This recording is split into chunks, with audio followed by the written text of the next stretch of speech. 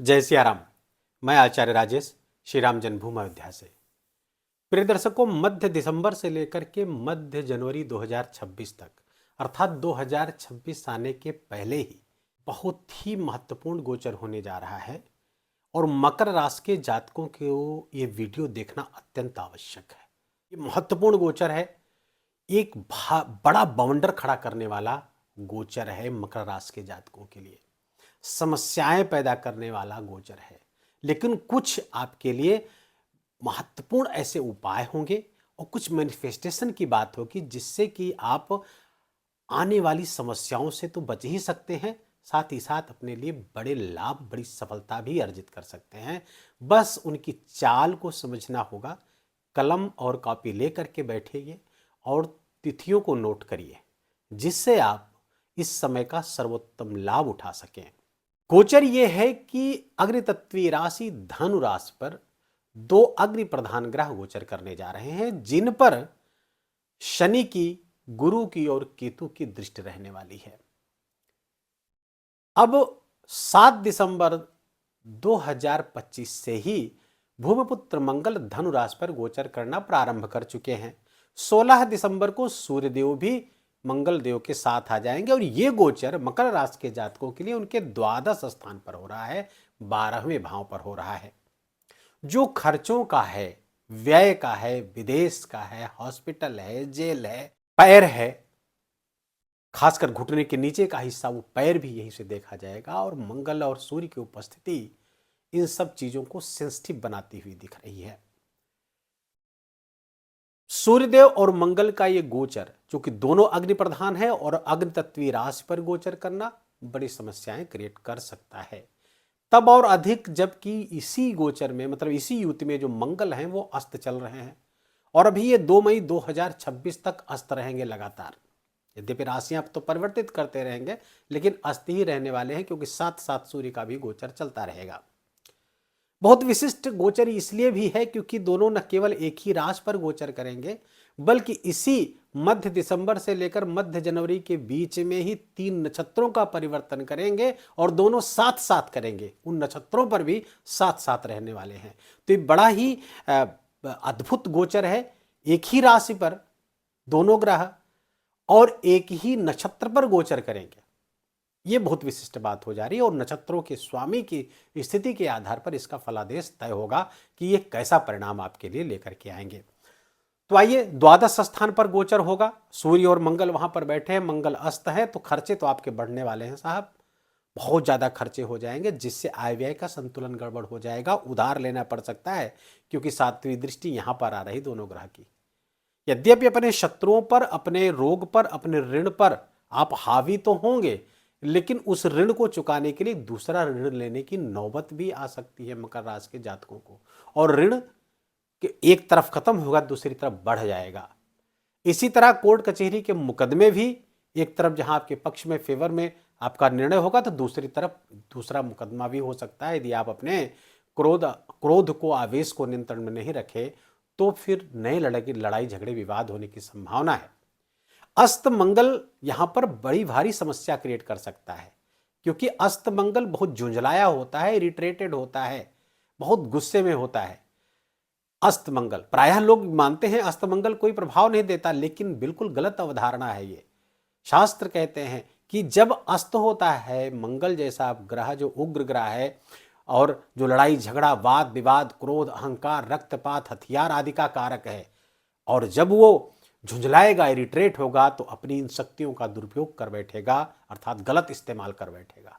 इस कारण से ये समस्या। लेकिन एक अच्छी बात यह है कि देवगुरु बृहस्पति की दृष्टि पड़ रही है इस पर, लेकिन देवगुरु बृहस्पति भी देख कहां से रहेंगे, 6ठे स्थान से देख रहे हैं, वो स्वयं अच्छी स्थिति में नहीं है। दूसरी बात, शनि की दृष्टि 3य भाव से पड़ रही है इसी युति पर, और अष्टम स्थान से बैठे हुए केतु इस पर दृष्टि बनाए हुए हैं। तो पहली बात, अपने क्रोध पर बहुत काबू रखना होगा, पहली बात इसका ध्यान में रखिएगा। खर्चों पर नियंत्रण रखना होगा, कोशिश करें कि ऋण लेना ही न पड़े, उधार लेना ही न पड़े। बस एक ही महीने की 2 बात है। आप मध्य जनवरी को जैसे पार करेंगे, ये गोचर आपके फेवर में आ जाएगा। ये दोनों गोचर आपके राशि पर करने लगेंगे, ये फायदेमंद हो जाएगा। लेकिन अभी थोड़ा सा सावधान रहने की, सतर्क रहने की, पाज लेने की आवश्यकता है, रुकने की, ठहरने की आवश्यकता है। अपनी गति में थोड़ा सा ब्रेक लाने के, गियर बदल करके गियर डाउन करने की आवश्यकता है। अब सूर्य और मंगल की जो दृष्टि यहां छठे स्थान पर पड़ रही थी, दुर्घटना का भी कारक है। दुर्घटना हो सकती है और घुटने के नीचे पैर में आपके चोट लग सकती है, उसमें समस्या पैदा हो सकती है। जलने, कटने, छिलने आदि की संभावना को यहां पर प्रबल कर रहे हैं। इसलिए किचन में काम, भले ही आप अन्य चीज़ों से बचते हो, लेकिन किचन में भी काम कर रहे हैं तो चाकू का तो इस्तेमाल करेंगे, नाइफ तो लेंगे ना। तो चाकू का भी इस्तेमाल, गैस का इस्तेमाल करेंगे तो गैस बहुत ही सावधानी से उसका भी इस्तेमाल करना होगा, क्योंकि छोटी सी असावधानी समस्या पैदा कर सकती है आपके लिए। दूसरी बात, अब ये मंगल और सूर्य लगभग 27-28 दिसंबर तक मूल नक्षत्र पर रहने वाले हैं। मूल नक्षत्र के स्वामी केतु होते, केतु कहाँ गोचर कर रहे हैं? आपके अष्टम स्थान पर गोचर कर रहे हैं और यहां पर वो वक्री है। मूर्त निर्णय कहता है, मूर्त निर्णय का थंब रूल है कि नक्षत्र स्वामी यदि वक्री हो तो राजयोग क्रिएट करता है। अब केतु तो सदैव वक्री रहते हैं, वो अष्टम स्थान पर गोचर कर रहे हैं। अब अष्टम स्थान पर किस तरह का परिणाम देंगे? तो आप डेट नोट करिए, 27-28 दिसंबर तक अपने व्यवहार में संपूर्ण परिवर्तन यदि लाते हैं, बदलाव लाते हैं और तदनुसार अपने काम करते हैं, तो ये राजयोग क्रिएट कर सकता है, अच्छे परिणाम ला सकता है और विदेश से जोड़ करके आपको बड़े लाभ दिला सकता है, फॉरेन से जोड़ करके। ऐसे मकर राशि के जातक जो फॉरेन से जुड़े हुए हैं, विदेश से जुड़े हुए, उनके लिए बहुत लाभकारी सूचना है। ये बहुत अच्छे अच्छे परिणाम आपको वहां से प्राप्त हो सकते हैं। राजा के यहाँ से, अर्थात वहां की सरकार के यहाँ से जो समस्याएं पैदा हो रही थी, उस समस्याओं में काफी हद तक राहत दिखेगी आपको। आपकी प्रसन्नतादायक समाचार आपको प्राप्त हो सकते हैं इस कालखंड के दौरान। अब इसके बाद 11 जनवरी तक दोनों ग्रह पूर्वाषाढ़ा नक्षत्र पर रहेंगे। पूर्वाषाढ़ा नक्षत्र विस्तार का नक्षत्र है, खासकर इच्छाओं के, कामनाओं के विस्तार का नक्षत्र है। इस नक्षत्र के स्वामी होते हैं शुक्र, और शुक्र 20 दिसंबर से इन्हीं के साथ गोचर करना प्रारंभ कर देंगे द्वादश पे। द्वादश एक ऐसा भाव है, 12वां भाव है, जिसमें शुक्र को कोई दोष नहीं लगता है। सारे ग्रहों को यहां पर जाने का दोष लगता है, लेकिन शुक्र को दोष नहीं लगता है। तो शुक्र जब यहां पर पहुंचेंगे और शुक्र आपके कर्म के स्वामी होकर के द्वादश गोचर करेंगे, तो फॉरेन से जुड़ करके पहले जो योग बना हुआ था वो और प्रबल होगा। 27-28 दिसंबर के बाद विदेश से जुड़ करके आपका काम और भी प्रखर प्रबल होता हुआ दिख रहा है। और इससे जुड़ी कई बड़ी मनोकामनाएं आपके अंदर जागेंगी, कामनाओं का विस्तार यहां पर होगा। लेकिन कामनाओं की पूर्ति कहां होगी? उत्तराषाढ़ा नक्षत्र पर पूर्ति होगी। उत्तराषाढ़ा नक्षत्र के स्वामी स्वयं सूर्य होते हैं और ये नक्षत्र इच्छाओं की पूर्ति कराता है। इच्छाएं जागृत होती है पूर्वाषाढ़ा पे, पूर्ति होती है उत्तराषाढ़ा नक्षत्र पर। तो उत्तराषाढ़ा नक्षत्र के स्वामी सूर्य चूंकि साथी यहीं पर है, स्वयं है, इस नक्षत्र के स्वामी सूर्य जब स्वयं हो जाते हैं तो ये अच्छे परिणाम इसीलिए बहुत ही जबरदस्त प्राप्त होते हैं। अब सूर्य और मंगल की दृष्टि यहाँ छठे स्थान की, इसका पूरा विश्लेषण हो चुका है। 8वें स्थान पर मंगल, अस्त मंगल की दृष्टि आ रही है। अब 8वें स्थान पर कोई ग्रह है नहीं और ये मंगल की नीच राशि है, तो गृहस्थ जीवन भी प्रभावित होता हुआ दिख रहा है। और आपका जो व्यापार चल रहा है, बिजनेस है कोई पार्टनरशिप में, तो वो भी प्रभावित होता हुआ दिख रहा है।